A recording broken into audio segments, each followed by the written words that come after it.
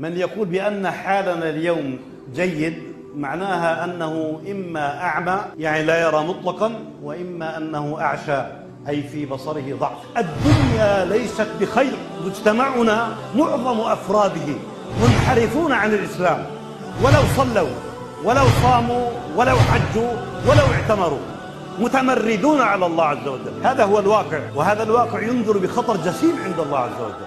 المسلمين المعاصرين في معظمهم جمعوا بين خصلتين كلاهما مدمر.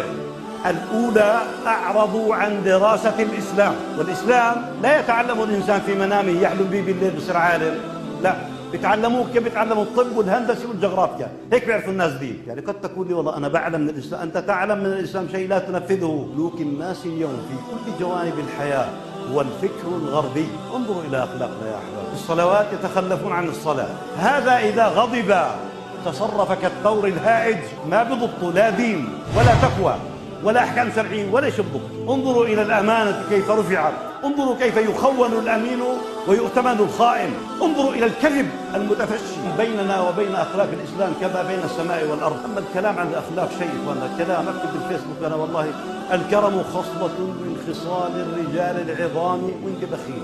شو بدنا بالمواعظ احنا يا أخي؟ ناقص مواعظ احنا؟ انظروا إلى الأولاد كيف أنهم لا يحترمون آباءهم. هذا بقتل مرته 24 ساعة باليوم، وهذه تعصي زوجها ليل نهار ولا تبالي لا بدين ولا بشرع ولا بشيء.